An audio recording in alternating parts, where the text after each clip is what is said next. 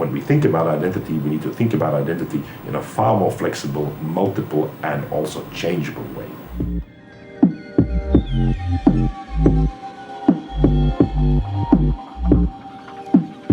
Gaming and other activities are very often situated in a world for which people use the label virtual. Virtual meaning not real. So you have the virtual world and the real world. There's nothing virtual about a 16-year-old who spends 3.5 hours a day gaming. And of course, gaming, again, very often involves an entirely different identity, the use of a highly specific form of language, so you need to know all these words and phrases and expressions that make you a member of that community. And it is usually also a thing you do alone, or at least physically alone. You sit in your room in front of your computer, but you might be connected with 300,000 people. Now, if you would say to people who are gamers, you're not allowed to game for a week, it's a very, very big punishment because it's an identity thing. I am a gamer, and being a gamer means being involved in this with a certain regularity. So it's a really important element of your social life, as important as having food or having sleep, right? And if you withdraw it, even if you say, well, it's just a game, or it's just for fun, or just a hobby, or, you know, it's nonsense, like, you know, Dad would say, you should be doing your homework, it's experienced as an attack on your identity, because you are being denied what you really are, or at least you are being denied a very important dimension of who you believe that you are. Those are new identities. They did not exist before, and we need to start addressing them as real, not just real, but also important. So the old idea is like an onion, okay? So you have the essential me inside, deep inside. And then there are layers of roles that we have to play, okay? The role at work, the role when I go out, the role when I go shopping, and so on. So, but it's not really me. Okay? And so the real self then, incidentally, is the self that you only develop at very specific moments in your life. For instance, during the weekend, me time, okay? Or we time. Okay? Holidays. Holidays are branded, marketed as about this is the moment where you will be able to be yourself, the real self. Now, how often and how frequently and how freely can we be our real self? I find that idea highly problematic. The reality is that we are uniquely ourselves, but in a variety of ways, and we have to be uniquely ourselves. An example that I very often give, or at least a question that I ask my students is, imagine that you want to date somebody, all right? You fancy some individual, and you try to date him or her. And it works, you have your date, and he or she, so during that first date, gives you his or her CV, the CV. And he says, it's all in there. Everything you need to know about me is in there. Would you accept it? Would you go on, like, you know, dating that person? Usually students say, no, of course not. You know, a CV is not made for that. And then the question is, are you unreal in your CV? Are you lying in your CV? Is that not you? Is that not your real you? And that's usually when we begin to understand, you know, that we have to be somebody different when we write a CV than when we go dating. Or that when we become a member of a hobby club, for instance. For instance, that you start playing, I don't know what, badminton, right? And you're really not good at it. So you begin like a novice, like an apprentice. You first have to learn the most basic things, and little by little you become more senior, and so on and so on. So all of this is being ourselves, and really ourselves, uniquely yourself, but in a variety of different ways. Whenever we enter a new social sphere, like the badminton club, or imagine that at a given moment you become very ill, like you have diabetes. And that's a new stage of life in the sense that you begin to see new people. You have to learn a new rhetoric about yourself. You have to learn new words, okay? New practices, new forms of knowledge, new relationships, like with not just medics, but also with the supermarket, in the sense that you are no longer able to buy the stuff that you used to buy. So you need to redevelop everything. And of course, you do that through a learning process. And what do you learn? You learn norms. What is it to be normal as an individual who has diabetes? And you did not have the resources for that. You had to start from scratch. So usually, when you get that diagnostic, you were not prepared for that. There was nothing in life that ever prepared you. You may have a vague idea, but that's about it. Now, this is one of the reasons why I also attach very, very great importance to learning in this new world, in this online, offline world. Because with the multiplicity of norms and identities, of course, we begin to see that there is an escalation of the modes of learning. Most of the learning we do is informal learning online, so which we do on the basis of YouTube clips, or on the basis of being a member of a Facebook group, or of any other highly resourced network online. One of the things that I discovered when I was working on the Durkheim and the Internet project was how in a lot of what we do, even now, we implicitly assume the world, the social world, as it was imagined by him. So his world, or at least the way in which he thought that society ought to be imagined, is in very many respects, still the way in which we imagine our own social world. Why is he important?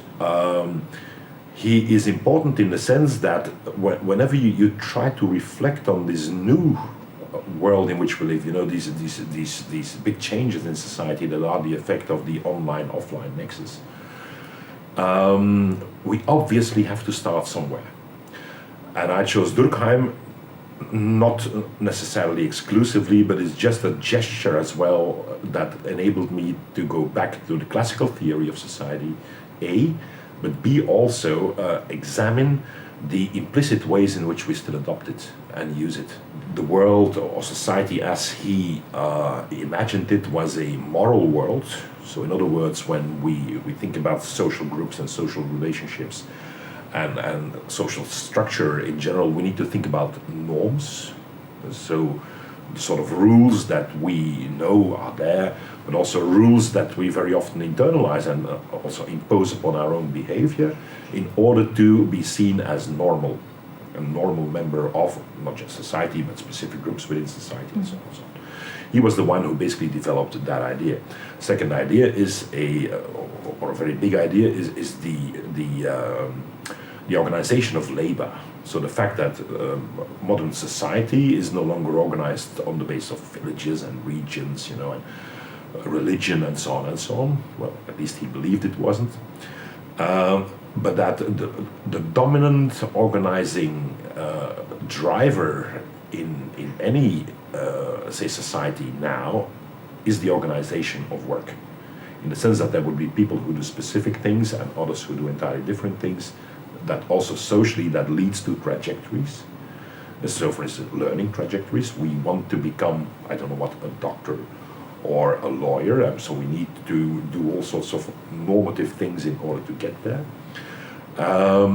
And these two ideas, of course, are still useful in the sense that when we look at this new world in which we now live, it's a world in which you see escalations of norms. So an enormous mushrooming of normativities in almost every domain of life.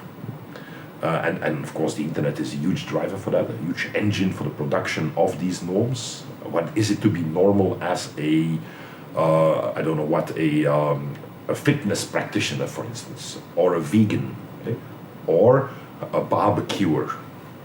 Well, on YouTube you find hundreds of instructive materials, that are very explicitly aimed at giving you these norms. So you see the relevance. Second thing is, of course, increasing, how should we call it, specialization. So all of us, when we construct ourselves as human beings, get increasingly specialized. It's no longer just enough to be an automobile driver. No, you need to be knowledgeable in almost every aspect of the market of automobiles. For instance, if you drive a BMW, that's not a neutral thing. You need to specialize that. You need to be able to say something about not just the BMW, why it is better than other cars and so on, and why you prefer the blue over the black version, or why you chose this particular engine type and so on and so on. So you have to be able to speak about the car, but also about yourself. I'm a BMW guy. We no longer just buy commodities. We buy the narratives that surround these commodities. And it's these narratives that are worth a lot of money. It's the narrative, so in other words, the way in which a particular commodity enables you to speak about yourself as a particular human being. The reason why I went in the direction of Durkheim was that at one point, I really began to understand the enormous influence he has had. And it's not that he's mentioned very early, because he's not an easy author. Frankly, he's boring. Okay, and I should not say that, but he's arrogant. There's an enormous arrogance that speaks from that work. He was also known to be socially relatively conservative, normative as well, in the sense of he was a moralizer. He wrote a beautiful book on education, which he called Moral Education. So education, in his view, was not just the way in which children ought to be trained in knowledge. They had to be trained in the norms of society. Okay. Now, these days, we would be very hesitant in making these claims. He was absolutely open about it. So he's not somebody who would be overtly and explicitly referenced, for instance, or cited, but whose basic ideas have been the stuff of so many other works, and have become recycled and recycled all the way into sociolinguistics. And so what I did was, in a way, working my way from sociolinguistics back to the social theories that we usually adopt and apply, and it brought me to Durkheim. Now, there are very important things that we can now see clearly as being a massive contribution. But evidently, he lived long before, long before mass media were the things we now have, let alone social media. The internet was not imaginable for somebody like him. And so we also need to update his work and add all sorts of new things, onto it, because we are witnessing really fundamental changes in society, changes that of course could not be anticipated by him. So the interesting thing, but not just about Durkheim, but about almost every first generation sociologist, was an acute sense of change. And in that sense, and I sometimes invite my students to read stuff from the early 20th century, by Simmel, for instance, and I ask them to replace the word society by the word internet. Okay?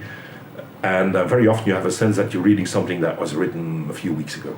In the beginning of the 20th century, that first generation of sociologists had an acute sense of the world falling apart. The old order was no longer there, and the new order was not yet ready. So they had a feeling that the old system of society, which was largely rural, religious, based on non-industrial labor, agriculture, and so on, with the traditional male-female relationships, the relationships of authority and inequality in society, with a very clear aristocracy, for instance. That old order was on its way out, and the new order wasn't yet completely ready. And so all of them had a sense that they were in a vacuum, and that society was losing, in a way, its direction. And for all of them, a lot of their efforts was what we would now call ortho-sociology, orthopedagogy. It was an attempt to restore or reconstruct or rebuild, in a way, a society that wasn't yet there. Right? So that acute sense of social change that we now have, which is an effect of the presence of the internet, social media, insecurities about all sorts of things, like social media. Who knows what we're doing? We now have the Facebook scandal and so on. So we begin to realize that our world is really complex and really chaotic. Well, interestingly, these old people in the early 20th century had exactly the same feeling.